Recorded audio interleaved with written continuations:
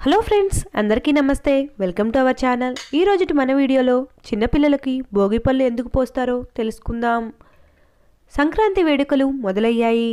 ఇంటి ముందర అందమైన రంగవల్లులు, కోడి పందాలకు సిద్ధమవుతున్న కోళ్ళు, గొబ్బిళ్ళు, భోగి మంటలు, పిండి వంటలతో సంక్రాంతి వాతావరణం చాలా సరదాగా ఉంటుంది.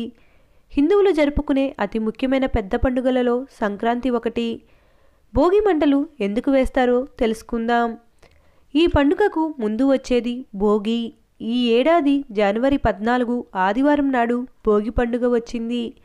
ఉత్తరాయణం ప్రారంభమయ్యే ముందు చలి తీవ్రత చాలా ఎక్కువగా ఉంటుంది. ఈ చలిని తట్టుకునేందుకు ఆవు పేడతో చేసిన పిడకలు, ఇంట్లోని పనికిరాని చెక్క వస్తువులు వేసి ఇంటి ముందు భోగి మంటలు వేస్తారు. విరిగిపోయిన వస్తువులు నెగిటివ్ ఎనర్జీని మూటగట్టుకుంటాయి. అందుకే వాటిని మంటల్లో వేయటం వల్ల ఇంట్లో ప్రతికూల శక్తులు కూడా తొలగిపోతాయని నమ్ముతారు. భోగి రోజు గోదా కళ్యాణం కూడా నిర్వహిస్తారు. ఈ కళ్యాణాన్ని వీక్షిస్తే చాలా మంచిది. పెళ్లి కాని యువతకు పెళ్ళవుతుందని నమ్ముతారు. ఈ అక్షింతలను వీళ్ళు తలపై వేసుకుంటే త్వరగా పెళ్ళవుతుందంటారు.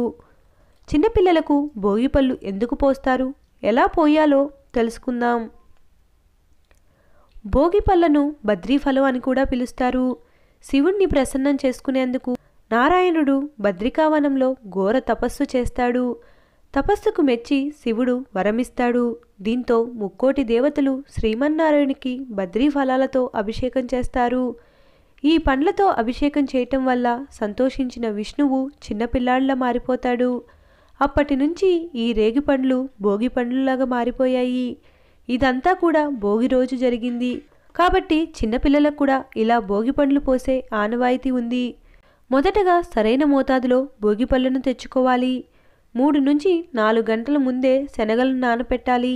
ఆ రెండింటిని కలుపుకోవాలి. అలాగే కొన్ని చిల్లర నాణాలను కూడా అందులో వేయాలి. చెరుకు లేదా పటిక బెల్లం ముక్కలతో పాటు బంతి, చామంతి లేదా ఏదైనా పూరేకులను కూడా కలిపివేయాలి. చివరగా అక్షింతలను కూడా తయారు చేసుకోవాలి. పిల్లలకు భోగి పండ్లకు పోసే ముందు కృష్ణుని విగ్రహం లేదా పటాన్ని అలంకరించి భోగి పండ్లతో అభిషేకం చేయాలి. 3 సార్లు సవ్యదిశ అలాగే అపసవ్య దిశలో చుట్టి అభిషేకం చేసినట్లు పోయాలి. అలాగే స్వామివారికి పాలు కూడా నివేదించాలి. ఈ భోగి పండ్లు సూర్యాస్తమయం అవ్వకముందే పోయాలి కాబట్టి సాయంత్రం 5 లోపు పోయాలి. ముందుగా మీ పాప లేదా బాబుకు చక్కగా స్నానం చేయించి కొత్త బట్టలు వేసి రెడీ చేయాలి. ఆ తర్వాత తూర్పు ముఖంగా పీట మీద కూర్చోపెట్టాలి. ముందుగా తల్లి పిల్లలకు గంధం, కుంకుమ పెట్టి చేతి నిండా భోగిపళ్ళు తీసుకొని 3 సార్లు సవ్యదిశ అపసవ్య దిశలో దిష్టి తీస్తున్నట్లుగా తిప్పి తల మీద పోయాలి. ఆ తర్వాత అక్షింతలు వేసి హారతి కూడా ఇవ్వాలి. ఈ భోగి పండ్లను 11 ఏళ్ల వయసు వరకు పోస్తారు.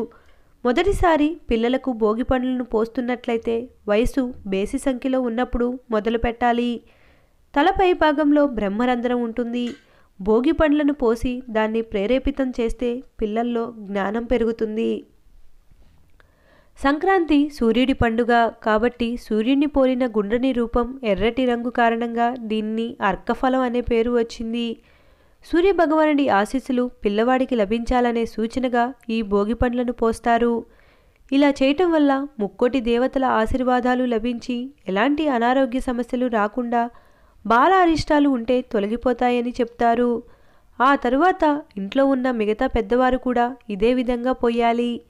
ఇంటికి ఎవరైనా వస్తే వారికి తాంబూలం కూడా ఇవ్వటం మంచిది. ఇది ఆనవాయితీ లేనివారు కూడా చక్కగా చేసుకోవచ్చు. చివరికి దిష్టి భోగి పండ్లను ఎవరు తినకూడదు. పండ్లను పారే నీటిలో వేయాలి. కాయిన్స్ పేదవారికి పంచిపెట్టాలి. Thanks for watching. ఈ వీడియో కనుక మీకు నచ్చినట్లయితే please like, share and subscribe to my channel. Thank you.